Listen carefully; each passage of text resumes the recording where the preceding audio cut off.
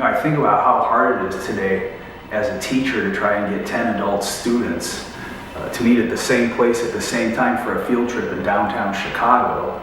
And then I think about something like what happened in Montgomery, Alabama from the beginning of December 1955 to almost the end of December 1956. So an entire year where an entire community essentially bucked the system and found a completely different new way outside of that oppressive system. They've become conscious of this oppression. They found a new way of going about their lives. And we call this the Montgomery bus boycott, and that's how it's known as history, and that's what gets remembered, including this leader, Martin Luther King, who, of course, was the second coming and made everything happen himself. That's not what the moment really was. The moment was, we really should call it the year that the community of Montgomery, Alabama organized ride shares and carpools and went about their lives, right? They found time, they still went to school, they went to church, they went to work, they cheated on their wives, they got their hair did, whatever it was, but they didn't use the city's public transit system for an entire year. Instead, they found new ways of connecting with each other. And they carried this on for a year. And today, if it doesn't happen instantaneously, we get frustrated by that. So thinking about what happened in Montgomery that full year, and then paralleling that to Occupy today, I don't see how we can call it a movement at this point. It was called a movement from the beginning, and I think that reflects a lack of understanding of the historical process. I think when we look back at a year of activism in Chicago, there's inevitably going to be some comparisons between Occupy Chicago and then the CTU, the build-up to the strike that's happening right now. And it's almost impossible not to make a comparison that way. And even for me personally, it's impossible. I was at both of these major rallies in May, the one protesting NATO, and then the first really strong rallying cry and show of solidarity from the Chicago Teachers Union members leading up to the strike authorization vote, which 90% plus of the membership voted to strike. Whereas the Occupy / anti-NATO protest had an air of menace and unease and aggression from both sides. The teachers' rally 3 days later it almost took the bad vibes out of Chicago and replaced it with something really positive. Teachers in Chicago public schools were seeing their strength for the first time. Literally, they were seeing tens of thousands of people wearing red, filling in to an auditorium hall downtown to listen to an address and begin the process of organizing. I definitely saw with the NATO march how everything has multiple sides, all these narratives and stories. What happened? I don't know. I was there.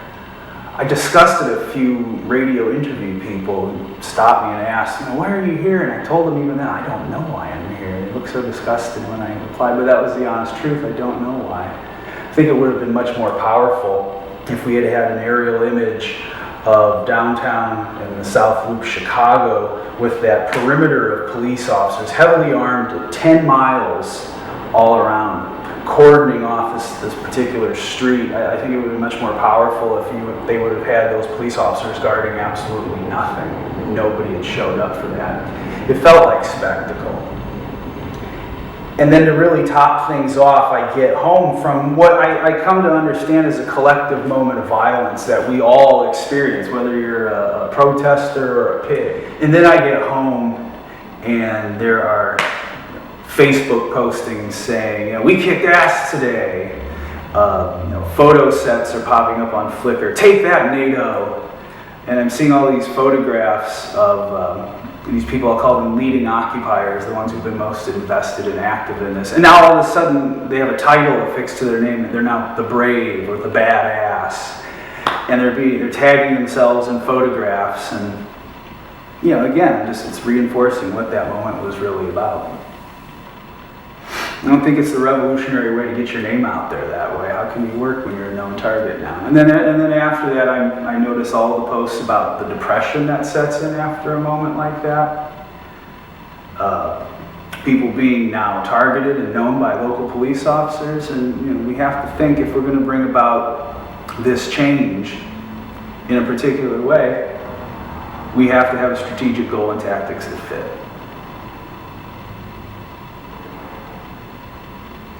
This is a brief anecdote, but I was tabling for a magazine at a People's Summit, and a woman came up to me and began to discuss art, and she said, "Oh yeah, my son was an artist until he joined the Revolutionary Communist Party."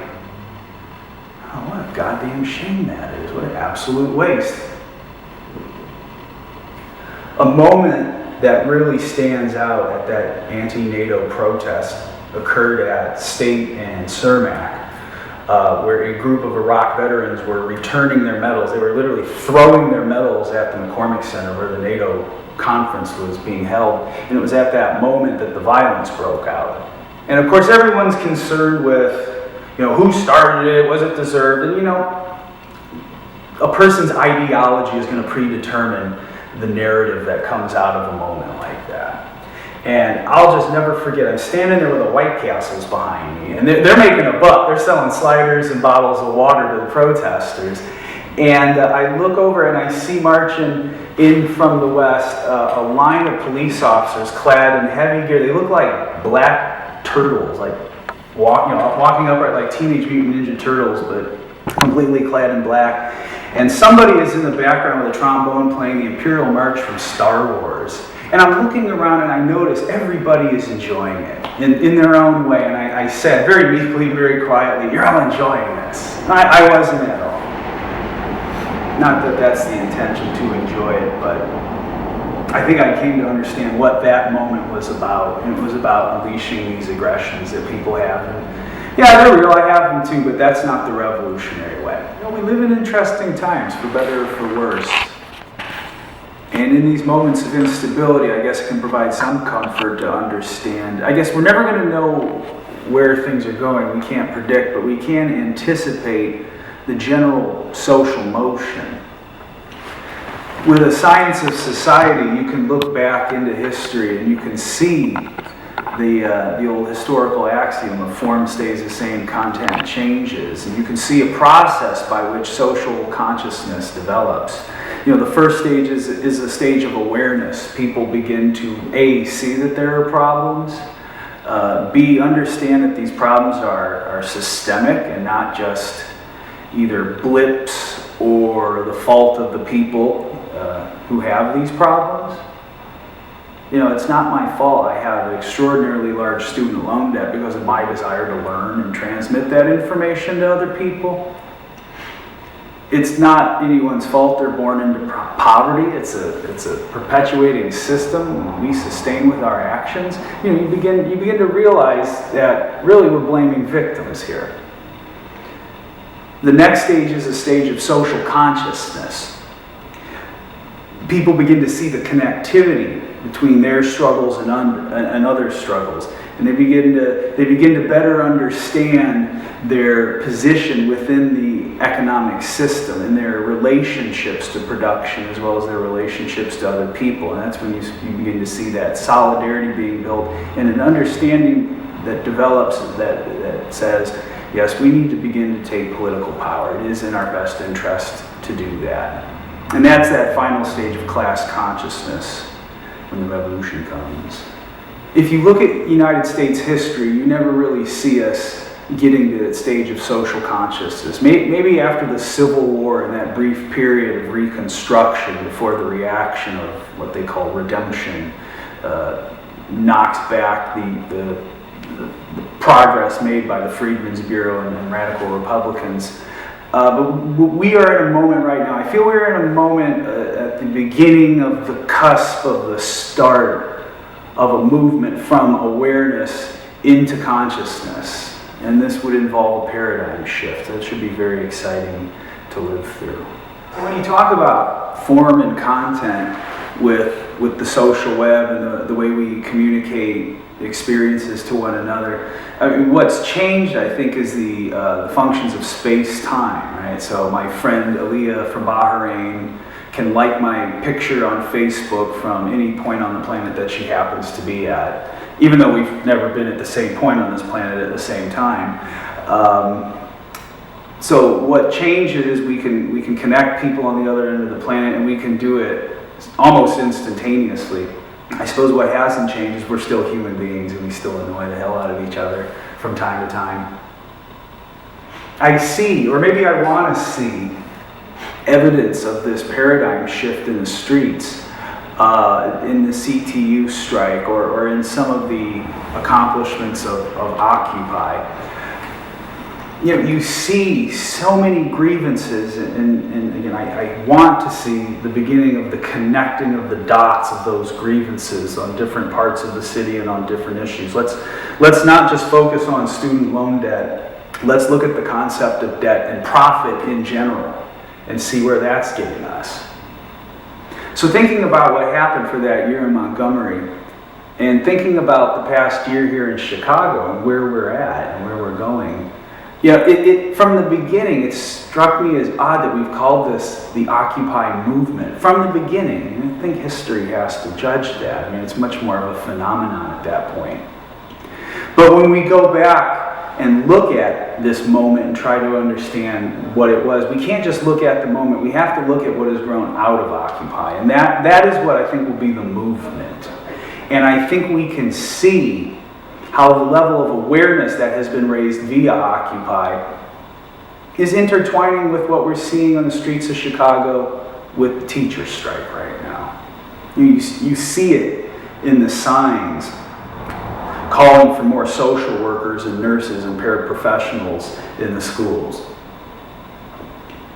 You see it in the signs calling for a holistic education that includes physical activity, world languages, art, music, recess, instead of standardized testing. And you even see it in the more mundane grievances about class size and things like that. There's been so many complaints and attacks leveled at the teachers on strike right now, and so many different and erroneous frames being created. I mean, the first, well, it's all about money. You don't hear anybody on the streets talking about money right now. Only in the halls of power are they talking about that. Others are trying to frame it as a personal fight between Mayor Rahm Emanuel and Karen Lewis, who's the president of the Chicago Teachers Union. And no, it's not even that. When you talk to the teachers, when you participate and when you attend these events and dialogue, you see so many articulations of grievances that now I'm even beginning to hear a complaint that was lodged against Occupy, which is, well, there's too many things you're complaining about. Of course, we may remember the slogan from last year. The response to that is, it's not one thing, it's everything. But in what is essentially a reformist trade union struggle, you can't be so vague in that, in your end goal. You've got to have a strategy and tactics to win. But I think the union is smart. I think they're listening to the members. And the members it's fascinating to read the signs that people are creating and holding up. It's not just the usual, on strike signs, all types of articulations of the needs for better social workers, nurses, and paraprofessionals in the schools. So many acts and nods towards true solidarity. I hope we can grow from this here. And one way we can do that is to understand the social motion and be there to dialogue and interject new ideas. We're not at the stage calling for a complete overhaul of the educational system, but we don't know what that would be. What would a true educational system look like? I think we have to start with understanding first and foremost what is an education. I think we need to talk about teacher power. Because the amazing thing about teacher power is we can all be teachers, right? You could show me something, I could show you something. You could tell me something, I could tell you something. And then we can go out and do something with that. So here's to teacher power. And thanks to the teachers of Chicago, the public school teachers, for showing us what that could be. Conservatives just die out. You know, the only thing a conservative begets to the next generation is the idea of being a reactionary and misunderstanding the flow of history. That's it. I mean, there's no monarchists around today, are there? You know, you don't see people clamoring that. Progressives, and I mean that with the lowercase p, not capital P, like a progressive party or a progressive political ideology, but the idea of moving forward, changing, improving, you know, that begets to the next generations a host of ideas, but also an understanding of change and motion, and an understanding that we have to build from what came before us, but we have to understand the here and now.